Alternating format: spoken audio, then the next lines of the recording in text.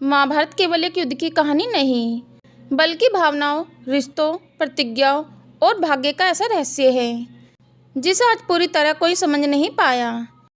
इस महाकाव्य का एक सबसे बड़ा रहस्य है, आखिर द्रौपदी ने कर्ण से विवाह क्यों नहीं किया।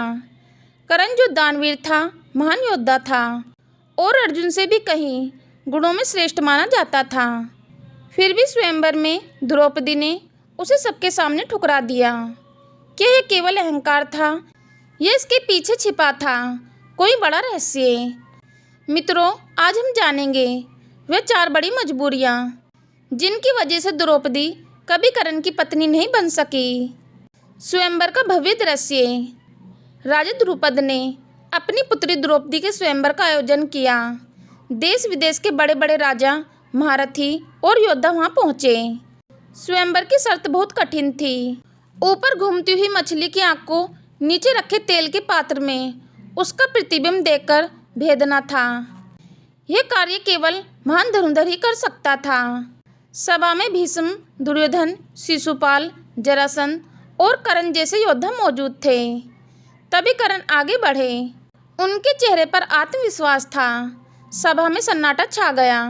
हर कोई जानता था कि यदि कोई इस लक्ष्य को भेद सकता है तो वे कर्ण ही है।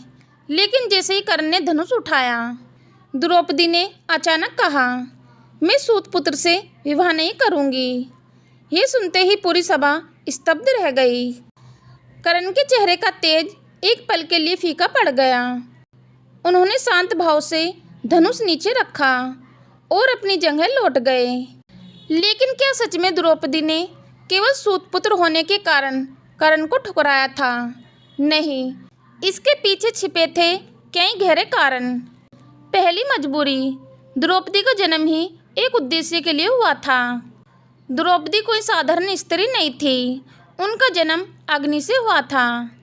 राजा द्रुपद ने द्रोणाचार्य से अपमान का बदला लेने के लिए एक विशाल यज्ञ करवाया। उस यज्ञ की अग्नि से 2 संतानों ने जन्म लिया, धृष्टद्युम्न और द्रौपदी। धृष्टद्युम्न का जन्म द्रोणाचार्य के वध के लिए हुआ था और द्रौपदी का विवाह ऐसे वीर से होना तय था जो द्रोणाचार्य को चुनौती दे सके। लेकिन कर्ण दुर्योधन का सबसे प्रिय मित्र था और दुर्योधन द्रोणाचार्य का सम्मान करता था। ऐसे में यदि द्रौपदी का विवाह कर्ण से हो जाता तो उनके जन्म का उद्देश्य अधूरा रह जाता। यही कारण था कि राजा द्रुपद भी नहीं चाहते थे कि द्रौपदी कर्ण को पति चुने। दूसरी मजबूरी, कर्ण की पहचान। उस समय पूरी दुनिया कर्ण को सूतपुत्र के नाम से जानती थी। किसी को यह नहीं पता था कि वे वास्तव में माता कुंती और सूर्य के पुत्र हैं। राजघरानों में कुल और वंश को बहुत महत्व दिया जाता था। द्रौपदी एक राजकुमारी थी। उन्हें डर था कि यदि उन्होंने कर्ण से विवाह किया तो समाज उनका अपमान करेगा।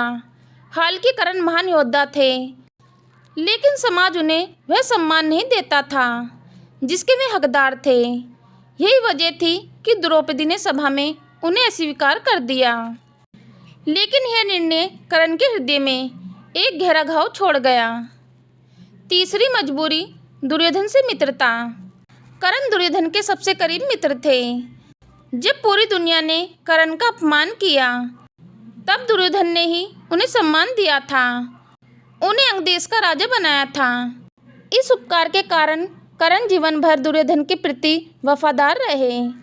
द्रौपदी जानती थी कि यदि उनका विवाह कर्ण से हुआ तो उन्हें कौरवों के पक्ष में रहना पड़ेगा और शायद इतिहास पूरी तरह बदल जाता, क्योंकि कर्ण कभी दुर्योधन का साथ नहीं छोड़ते। चौथी और सबसे रहस्यमय वजह, भगवान शिव का वरदान।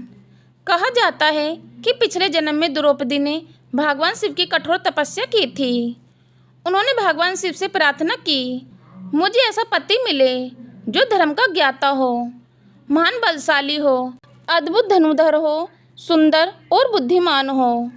लेकिन उत्साह में द्रौपदी ने यह वरदान 5 बार मांग लिया। भगवान शिव मुस्कुराए और बोले, तुम्हें अगले जन्म में 5 गुणों वाले पंचपति मिलेंगे। और वही हुआ। युधिष्ठिर धर्म के ज्ञाता थे, भीम सबसे बलशाली थे, अर्जुन महान धनुर्धर थे, नकुल अत्यंत सुंदर और अस्त्र में निपुण थे, सहदेव भविष्य जानने वाले बुद्धिमान थे। इस प्रकार भगवान शिव का वरदान पूरा हुआ और शायद यही नीति थी कि द्रौपदी का विवाह कर्ण से नहीं बल्कि 5 पांडवों से होना था। लेकिन क्या द्रौपदी को बाद में पछतावा हुआ? महाभारत के कुछ प्रसंगों में संकेत मिलता है कि द्रौपदी ने बाद में कर्ण की महानता को समझा। जब युद्धभूमि में कर्ण ने अपनी दानवीरता और धर्म का परिचय दिया तब हर कोई उनके तेज से प्रभावित था, लेकिन तब तक बहुत देर हो चुकी थी। भाग्य अपना खेल खेल चुका था। द्रौपदी द्वारा कर्ण को ठुकराना केवल अहंकार, और शायद इसी कारण कर्ण और द्रौपदी की कहानी आज भी महाभारत का सबसे दर्दनाक रहस्य मानी जाती है। तो मित्रों, आशा करती हूँ आज की यह वीडियो आप सभी को पसंद आई होगी। यदि वीडियो पसंद आई है तो वीडियो को लाइक करें, वीडियो को शेयर करें। चैनल पर यदि पहली बार आए हो तो चैनल को सब्सक्राइब करना ना भूलें। जय श्री कृष्णा, राधे राधे, धन्यवाद।